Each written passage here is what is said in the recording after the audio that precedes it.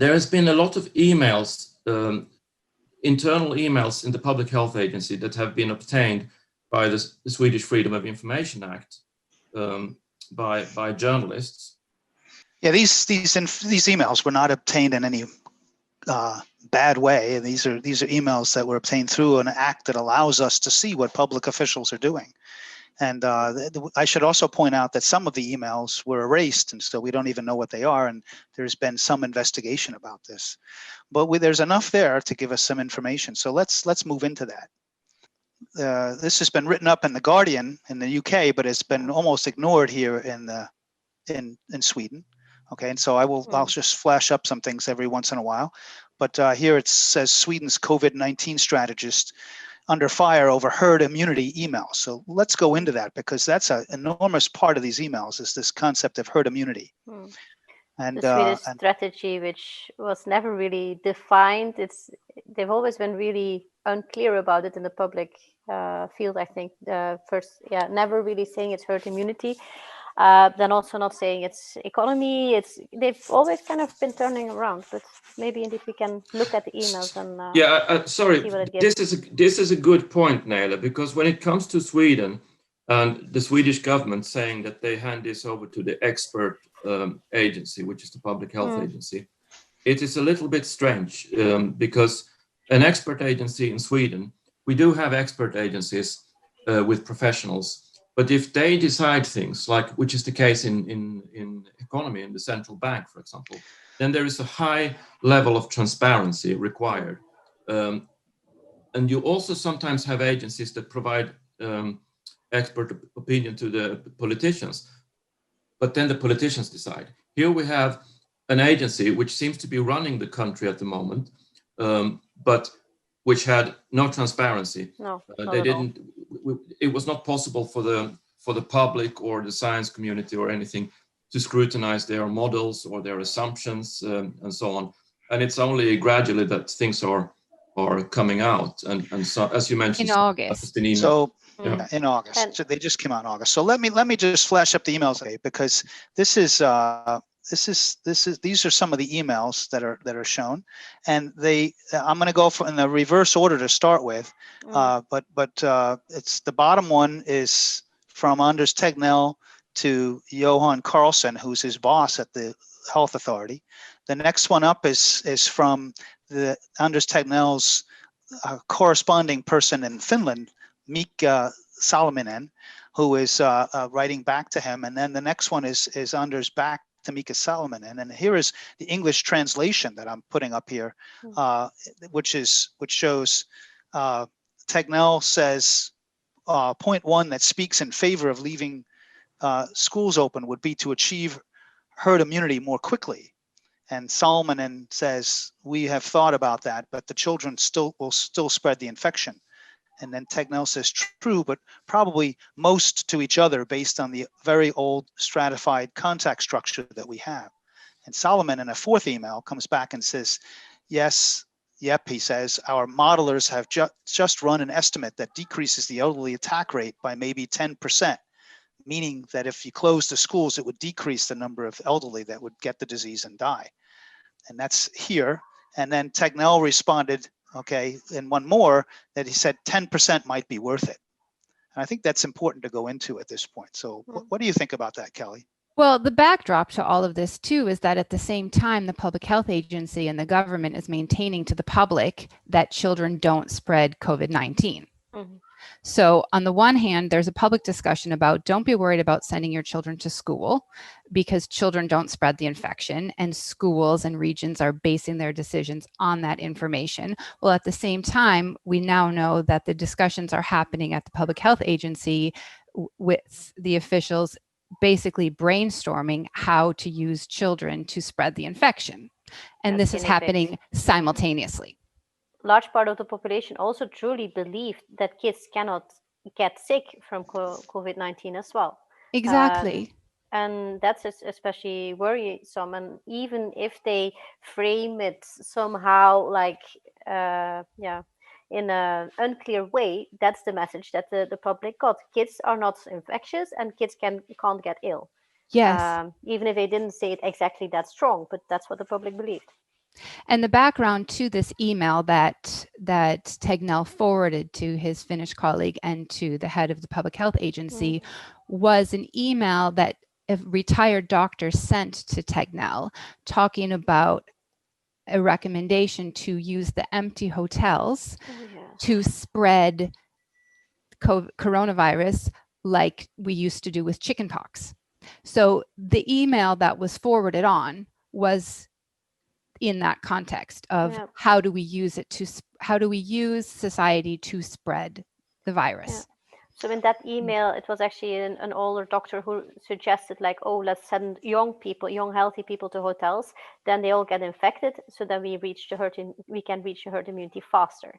So it's intentionally letting people get sick with a disease, with a virus for which we don't have any treatment. And we do know that in every age group, there is a risk for people dying and for people getting sick and having long-term effects. But they were, let's just get everyone sick. And if we lose some, it's not important. To be fair, of course, there's a much lower death rate. People listening are going to say, oh, but there's a much lower death rate in the young people. But as we'll talk about later, there's a lot of collateral damage. It's an American term for this disease, with people having heart, brain, and kidney problems, etc. On top, and we don't know yet, although clearly children get this, even though they survive, even when they're asymptomatic. But the other part of this is this herd immunity thing. And I've been, real experts that I read from this, I repeatedly see them saying that herd immunity is a myth.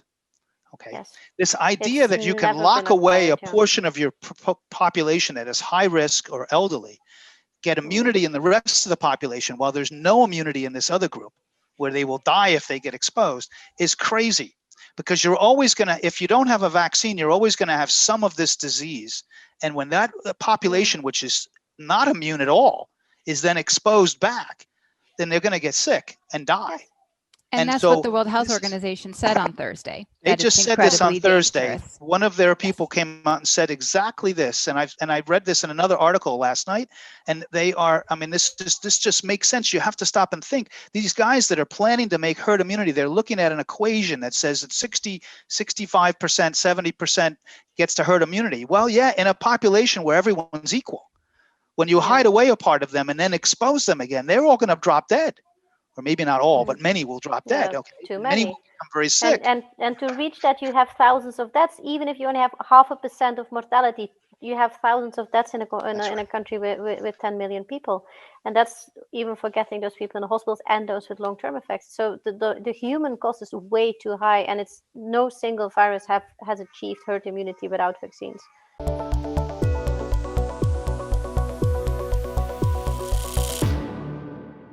Is it the right way to think about herd immunity in the context of COVID to say the vaccine is far away? Why don't we just let everyone get infected? So the SARS-CoV-2 virus is a highly transmissible virus. We think it needs at least 60 to 70% of the population to have immunity to really break the chain of transmission. If you allow this to happen naturally, it will take a long time, of course.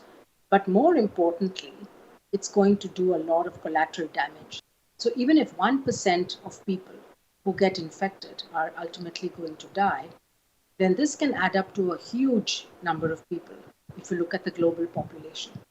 And that is why we believe it's not a good idea to try to achieve herd immunity by just letting the infection run wild in the population and infect a lot of people. And that we should talk about herd immunity in the context of a vaccine.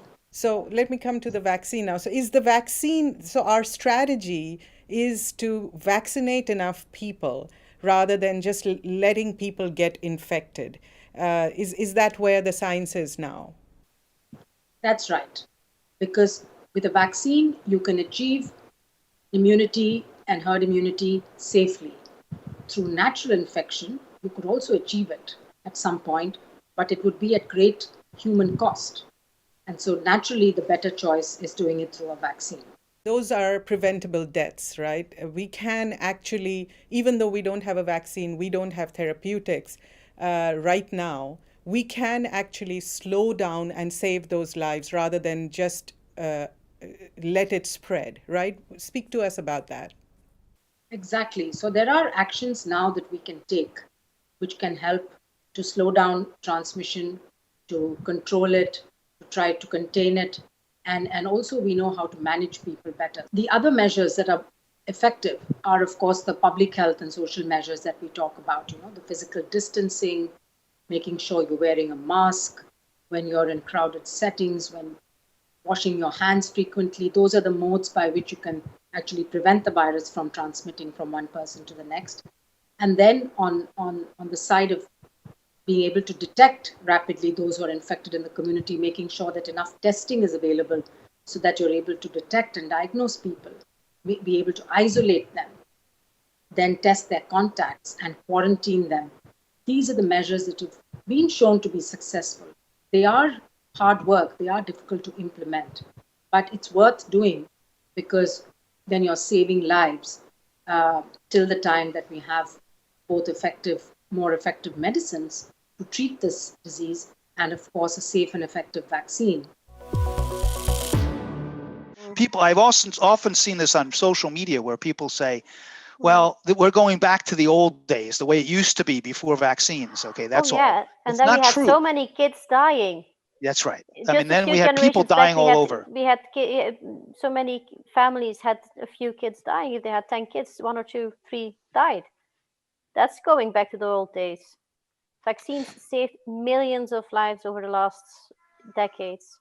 Well, and that's another thing that they're warning against here, that we shouldn't hope, we shouldn't wait, we shouldn't hope, we shouldn't put all of our eggs in one basket for a vaccine. Yet at the same time, this strategy policy is herd immunity, which, as the WHO said on Thursday, it's never been reached through a natural way ever. No. With any illness. It's also strange in a way to use the children and schools in a sort of biopolitical experiment like that for a virus that is still so unknown. I mean, in a way, it should be easier to make decisions when there is little information. We don't know yet about the long-term effects. We don't know yet enough about this. I actually made a comparison. So we should use the precaution principle. We put bicycle helmet on kids. We tell children not to eat mushrooms in the forest unless we know what they are. Look both ways before you cross the road. Yeah. And you're also not going to let your kids play on a huge football field when there is a landmine in there. So that's the comparison I made months ago. But that's the thing. If you know that there might be a landmine, even you don't know if it's going to be active or not, you're not going to let your kid play there. Any country in the world, including even Trump, even Donald Trump couldn't get away with openly using children in an experiment like this. No. And that's saying something because he's gotten away with a lot. Okay. But I think here, this is just so scandalous. And I don't know why it's being swept under the rug. But I mean, this is really, Anders Tegnell, Johan Giesecke, complicit in this is Carlson as well, the boss. I mean, they all knew this was taking place, and without any informed consent or anything, not from the parents, not from the kids, not even informing the people.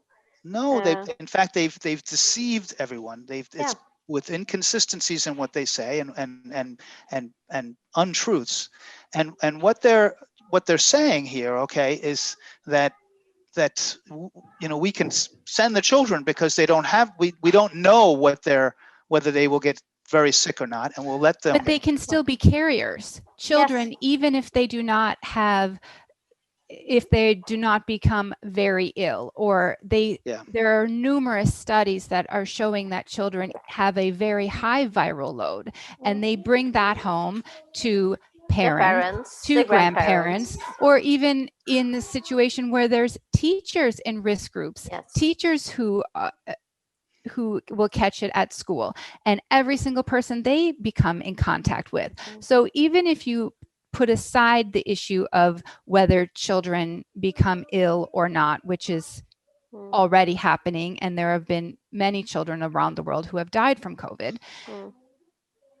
Even if you put that aside, they are carrying the virus back and forth to school, to their communities, to every single person they come in contact with. And combined with the fact that asymptomatic and pre-symptomatic spread in Sweden is virtually not discussed, No. it's extremely deadly and it's extremely dangerous because people don't understand, because the public health agency has not been transparent about the fact that people can have COVID-19 without symptoms and they can spread COVID-19 without symptoms. So the advice of stay home if you're sick and wash your hands does nothing to solve this.